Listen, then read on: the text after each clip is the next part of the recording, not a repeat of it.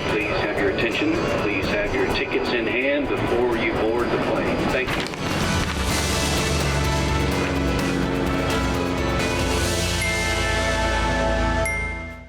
Hello and welcome. I'm Johan Castell and you're watching Wings. On the show today, we hear what Saudi Arabia's tourism minister has to say about the Saudi Vision 2030 initiative and how they plan to attract more Indian visitors.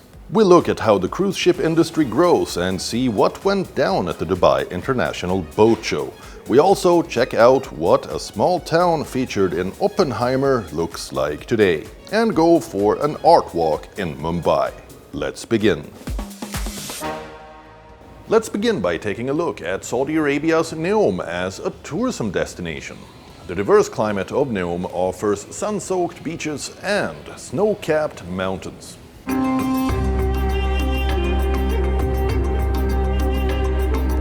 From the sands of the Arabian Peninsula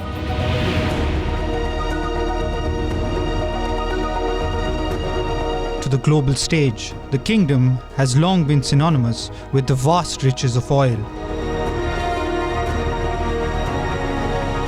It was in the 1930s that the serendipitous discovery of oil beneath the plains of Dhahran catapulted Saudi Arabia from obscurity to prominence.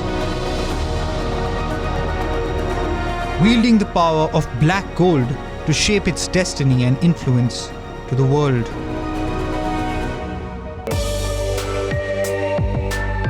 Today, however, the winds of change blow strong, ushering in a new era for Saudi Arabia. With the global climate crisis looming and a burgeoning population clamoring for opportunity, the House of Saud dynasty faces a critical juncture.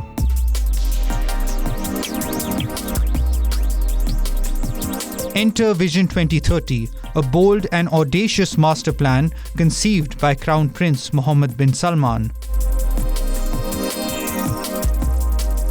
aimed at steering the kingdom towards a future untethered from the shackles of oil dependency. Travel and tourism stands in the as a core pillar of Vision 2020 2030. We in the past, developed different sectors like oil and gas, petrochemicals, industrial sectors, financial sector. And when His Royal Highness the Crown Prince launched Vision 20 in 2016, tourism was in the core of Vision 2030.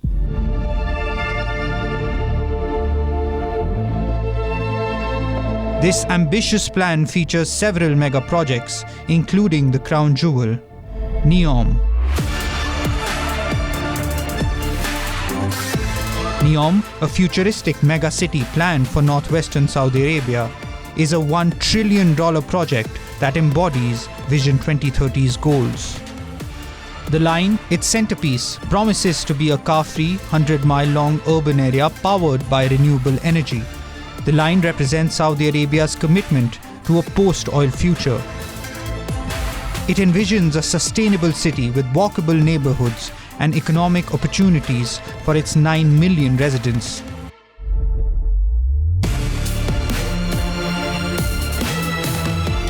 Vision 2030 goes beyond just NEOM. Other projects include the Red Sea tourism destination, a stunning archipelago being developed into a luxury resort area. Qiddiya, an arts and entertainment hub, is also planned. These initiatives aim to create jobs and diversify the Saudi economy, with tourism playing a significant role. This year, we are noticing since the beginning of the year a 30% year-over-year growth in the number of visitors, and therefore people believe and they know that Saudi Arabia is safe and secure. Tourism for Saudi Arabia is a very, very important sector to develop and to explore. And now we decided to open the country for the international tourists to come and explore the beauty in Saudi Arabia and the culture of the Saudi and the welcoming Arabian culture. As the sands of time shift, and the horizon of possibility expands, Saudi Arabia stands poised at the precipice of history, its destiny inextricably linked to the bold ambitions of Vision 2030. The cruise ship industry is in an upswing right now and is expected to see tremendous growth in the coming years. Watch our next story for the latest from the cruising industry and some inspiration for different cruises that you can sign up for. The tourism industry is slowly returning to its pre-pandemic level globally. The cruise industry is emerging as one of its fastest growing sectors, with predominantly young people interested in cruise holidays. This rising trend appears promising with the launch of the Icon of the Seas, the world's largest cruise ship.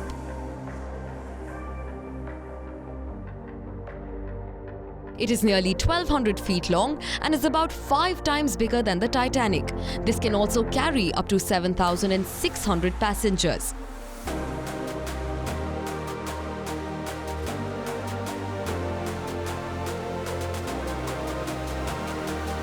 The ship made its first voyage from Miami earlier this year, attracting eyeballs everywhere it docked. Owned by the Royal Caribbean Group, it cost $2 billion to build. The massive ship has more than 40 restaurants, bars and lounges. For an average ticket price of around $2,000 per person, you can enjoy an unforgettable cruise holiday. The experience on the ship has been amazing so far. The food, the service, the beauty of the ship, everything's beautiful. It's like beyond our expectation. It's nice. In London, let's look at the UK's largest and longest running travel event, Destinations, the Holiday and Travel Show. 60 tourist boards and scores of travel companies attended the 29th edition of the event. The show was packed with around 46,000 visitors looking for inspiration for their next destination or to bag a special offer. According to many cruise tour operators at the event, the sector has seen a meaningful increase in bookings compared to pre-pandemic levels. This includes tours to even the most inhospitable places on Earth, like Antarctica. Another trend that is picking up is the rising popularity of tours on small ships, which offer a more bespoke and personal cruising experience to travelers. With a maximum of 25 to 40 guests on board, smaller vessels can access and explore more secluded sites, such as the Amazon rainforest.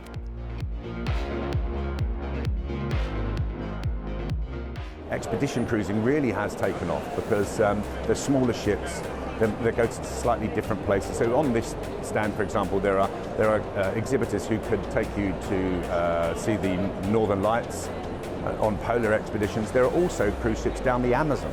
You can go down the Amazon.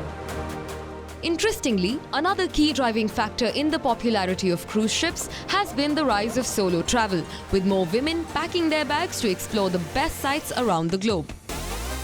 With such promising developments, we suggest you chalk up exciting cruising plans and embark on newer adventures.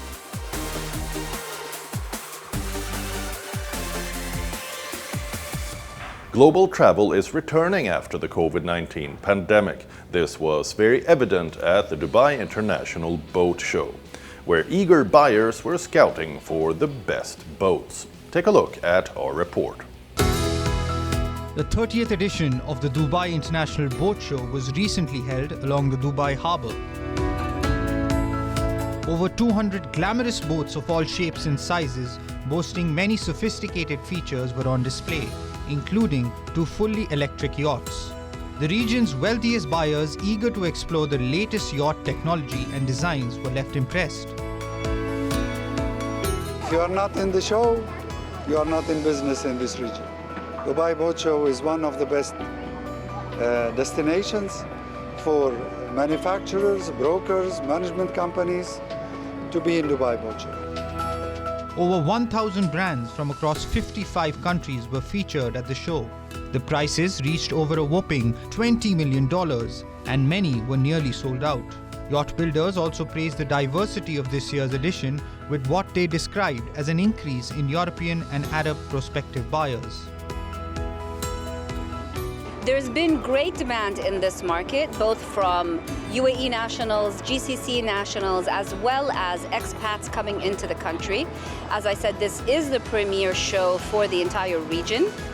There have been great quality visitors, and we love receiving and seeing our previous clients as well and showing them what we have new on offer. Since its inception in 1992, the show has grown in size and popularity. The event serves as a well-acknowledged platform for showcasing pioneering innovations and new launches and exploring fresh business opportunities. Oppenheimer, the latest production from Christopher Nolan, has gained much praise globally. Its magic has now spread beyond the silver screen as scores of tourists visit Los Alamos in the United States, where many portions of the film were shot. Christopher Nolan's recent science flick, Oppenheimer, has wowed audiences worldwide and is a strong contender at the Oscars this year. After months of secrecy, the town recreated in the remote New Mexico mountains is bracing for a rising tide of tourists. The original town of Los Alamos in New Mexico was built from scratch around a top-secret lab upon the insistence of J. Robert Oppenheimer, the father of the atomic bomb, around whom the film revolves. Nolan built an expansive and realistic replica of many of the town's properties amid the scenic mountains of Abiquiu in New Mexico. The set features structures like office buildings and houses, which have been featured in the film.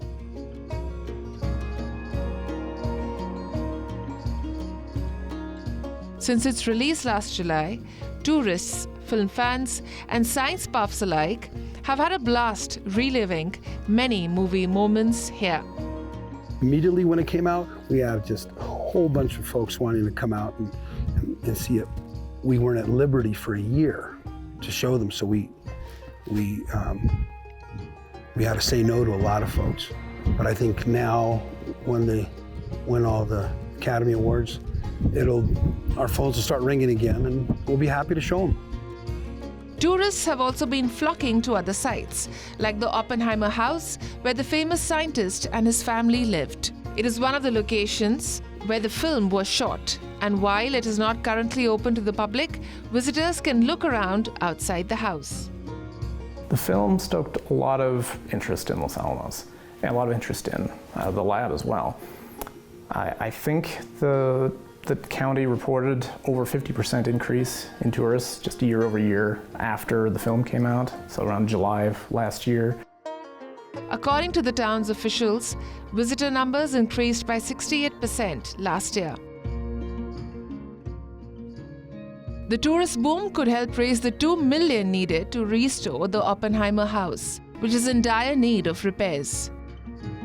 The next time you are in New Mexico, we suggest you explore these fascinating spots in Los Alamos. Moving on, let's go to Mumbai now for a leisurely stroll to different art galleries in the city's southern parts with an art enthusiast.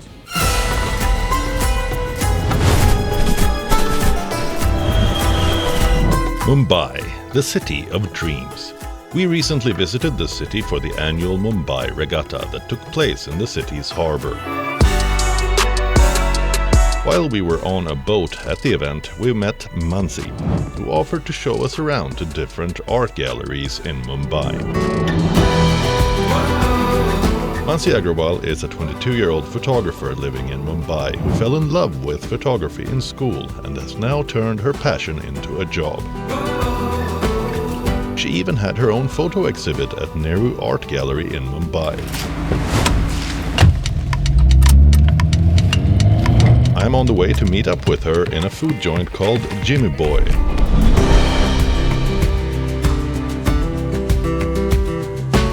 This restaurant has been in the Irani family since 1925 and serve up classic Parsi food. Okay, so I got you this. Oh wow, cool. Right, well it's like we get a treasure map of like different spots we can go to. Wow. It's like a very big map. Mansi has brought a treasure map of different art galleries and points of interest marked from an art event she visited before. It looks like I'm in for a real adventure. I have visited these galleries and they are like one of the nicest galleries in Bombay.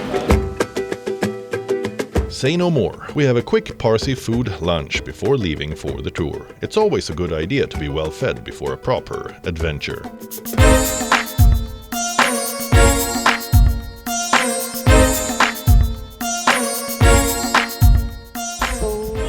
We are going. It seems like a quite affluent neighborhood here.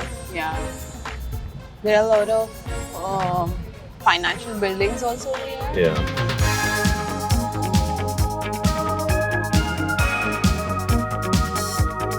We make our way to Colaba for the first gallery we've pinpointed on the map. This is Gallery Mascara with a huge mural and steel door. We make our way inside for an exhibit by Priyanka Chaudhary called I Will Lie to You Forever. The artist here builds her compositions through a series of additions and erasures, creating a rather abstract look. This is not exactly art to which I can relate much, but I always appreciate creative work. After seeing the works, it's time to move on. Thankfully, there's another one called Sakshi Gallery right next door. Sakshi Gallery, huh? Oh yeah. Alright, check it out. Wow, there's a lot more on the walls here. Yeah, it's so different from the previous gallery. Like it's a lot more playful. Yeah. It was very minimalistic, and this has a lot of colors and frames. Very popping colors. Very popping colors. This gallery hosts an exhibit by Rekha Rodwitya titled We Are Meant to Survive, Beyond Our Stories. The walls here are fully covered with her work, which spans decades. We can notice the use of different styles, motifs and techniques in the art, and the artwork is more relatable than the abstract work we saw before.